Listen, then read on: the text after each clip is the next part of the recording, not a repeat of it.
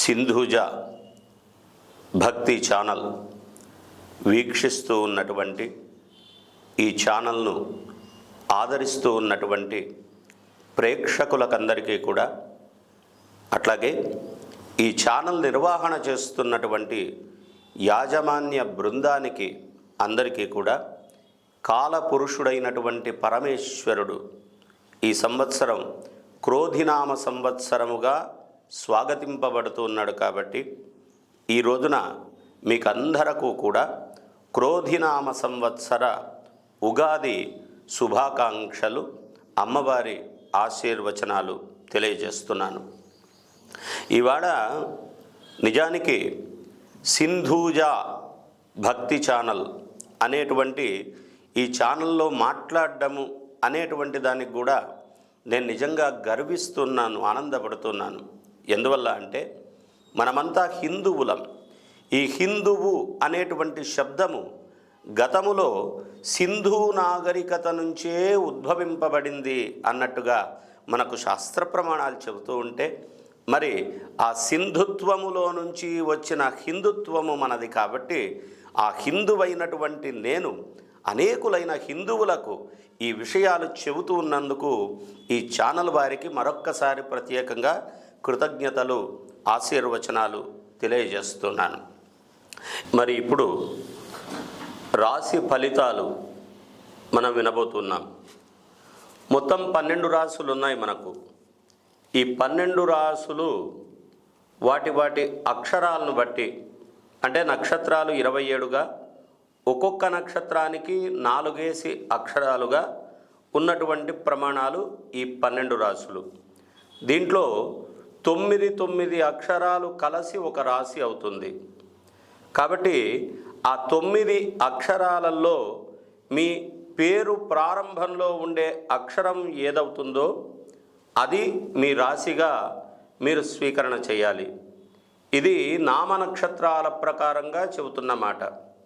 లేదు, ఒకవేళ మీకు నక్షత్రాలే తెలుసు, మీది అశ్విని నక్షత్రం లేదా కృత్తికా నక్షత్రం లేదా రోహిణి నక్షత్రం, ఆ నక్షత్రమే తెలుసు అన్నప్పుడు ఆ నక్షత్రం వెళ్ళిపోయి ఏ రాశిలో ఉంటుందో దాన్ని మీ రాశిగా మీరు తీసుకోవాలి.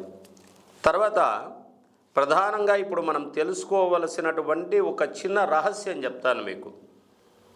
ప్రతి వాళ్ళు ఆదాయం వ్యయం, ఆదాయం 10 వచ్చి వ్యయం 4 వచ్చిందనుకోండి, వెంటనే విపరీతంగా ఆనందపడిపోతాం. ఆదాయం అదే 4 వచ్చి వ్యయం 12 వచ్చిందనుకోండి, వెంటనే డేలా పడిపోతాం. ఇక్కడ అసలు రహస్యం ఏంటి ఆదాయం వ్యయం అనేటువంటి మాటలకు అంటే, మనము ఆదాయం 4గా ఉంది అంటే 4 రూపాల్లో సంపాదిస్తాము, 12 వ్యయముగా ఉంది అంటే 12 రూపాయలుగా దాన్ని ఖర్చు పెడతాము అని అర్థం.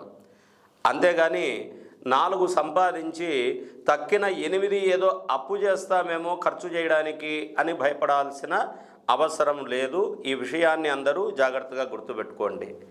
2 ఆదాయము అంటే సౌకర్యం ఏంటి అంటే 2 రూపాయల్లో సంపాదిస్తాం, 12 వ్యయము అంటే 12 భాగాలుగా దాన్ని ఖర్చు పెడతాం. దీన్ని కొంచెం జాగ్రత్తగా ప్రతి వాళ్ళు గుర్తుపెట్టుకోవాల్సిందిగా మనవి. తర్వాత వృశ్చిక రాశి వాళ్లకు సంబంధించినటువంటి ఫలితాంశాలు ఇప్పుడు మనం వింటున్నాం. తో అంటే విశాఖ నక్షత్రంలో 4వ పాదం తో. నా, నీ, నూనె అనురాధ నక్షత్రంలోని 4 పాదాలు ఈ అక్షరాలు. నో, యా, ఈ, యు జ్యేష్ఠ నక్షత్రంలోని 4 పాదాలు ఈ అక్షరాలు. వీళ్ళంతా వృశ్చిక రాశి వాళ్ళు అవుతారు. వీళ్లకు ఆదాయం 8గా, వ్యయం 14గా, గౌరవం 4గా, అవమానం 5గా చెప్పబడి ఉంది. వీళ్లకు ఈ సంవత్సరంలో ప్రారంభ కాలమంతా 6-7 నెలలు అద్భుతంగా ఉంది. వీళ్ళు ఏ విషయానికి ఈ సంవత్సరంలో భయపడాల్సిన అవసరం లేదు. తక్కిన 6 మాసాలు చిన్నపాటి ఇబ్బందులే తప్ప విపరీతమైనటువంటి ఇబ్బందులైతే లేవు. అట్లాగే స్నేహితులు అనేటువంటి వాళ్ళు కొంత శత్రుత్వంగా మారేటువంటి ప్రమాదాలు ఉన్నాయి, జాగ్రత్తలు వహించాలి. ఆరోగ్యపరంగా ఎక్కువగా శ్రద్ధ తీసుకోవాలి. ఎందుకంటే కొన్ని అంశాలు మనస్సును ఎక్కువగా పట్టుకోవడం కారణం చేత మానసిక అశాంతి వల్ల ఆరోగ్యం చిన్నపాటిగా చెడిపోయే అవకాశాలు ఉన్నాయి. కాబట్టి ఆరోగ్యపరంగా మానసిక పరంగా బలంగా ఉండడము అనేటువంటి వాళ్ళు ఈ వృశ్చిక రాశి వాళ్ళు చేసుకోగలిగితే వాళ్ళు ఈ సంవత్సరం ధన్యులవుతారు. అంతేకాకుండా ఆర్థికపరమైన అంశాలలో కొంచెం ఒకరిని ఇద్దరిని సంప్రదించి జాగ్రత్తగా అడుగులు వేయడం కారణం చేత డబ్బుపరమైన సమస్యలు మీరు ఏపాటిగా పడకుండా ఉండడం జరుగుతుంది. విద్యార్థులకు అద్భుతంగా ఉంది. తర్వాత గృహ నిర్మాణాలు, వ్యాపార ప్రారంభాలు ఈ సంవత్సరంలో మీరు చేసుకోవడం వల్ల అనుకున్నంత ఫలితం కంటే కూడా ఎక్కువ ఫలితాన్ని పొందేటువంటి అవకాశం ఉంది. రైతులకు ఈ సంవత్సర కాలమంతా కూడా పాడి పంటలు చక్కగా ఉండేటువంటి అవకాశాలు సానుకూలంగా కనిపిస్తున్నాయి. ఏది ఏమనుకున్నా కూడా వృశ్చిక రాశి వారికి అన్ని రాశుల కంటే కూడా కొంచెం అధికమైనటువంటి ఫలితము, ప్రయోజనాలే ఎక్కువగా కనిపిస్తున్నాయి అని తెలియజేస్తూ వీరు సాధ్యమైనంత వరకు కూడా దత్తాత్రేయ స్వామి వారి స్తోత్రపారాయణం లేదా స్వామివారి దర్శనం గురువారాలు లేదా బాబావారి పారాయణం ఇట్లాంటి గురుతత్వాన్ని కలిగినటువంటి పూజలు, పారాయణాలు లేదా మీకు సంబంధించిన గురువులను సేవించుకోవటం అనేటువంటి పనులు చేయడం కారణం చేత ఈ వృశ్చిక రాశి వారు అపారమైన సంపదలు, సుఖాలు ఈ సంవత్సరం అంతా పొందేటువంటి అవకాశం కనబడుతూ ఉంది. అయితే 12 రాసుల వాళ్ళ దాండ్లలో నేను ఎక్కువగా మాట్లాడుతున్నవన్నీ కూడా ఇంచుమించుగా బాగుంటుంది అన్నట్టుగానే మాట్లాడుతున్నాను. ఎందువల్ల అంటే విప్రవాక్యో జనార్దన అని ఒక మాట చెప్పారు. ఒక బ్రాహ్మడనేటువంటి వాడు, ఒక ఉపాసకుడైనటువంటి వాడు, ఒక ధర్మం తెలిసిన వాడు ఎప్పుడూ కూడా ఎదుటివానికి బాగోలేని సందర్భం ఉన్నా కూడా అది బాగవుతుంది అనేటువంటి మాట చెబితేనే ఆ మాటే మంత్రమవుతుంది అంటారు. అందుకే మనకు ఒక్క మాట చెప్పారు, మననాత్ త్రాయతే ఇతి మంత్ర. మనస్సు నిండుగా మనం ఏ మాట అయితే చెప్తామో అదే మంత్రం అవుతుంది అంటారు.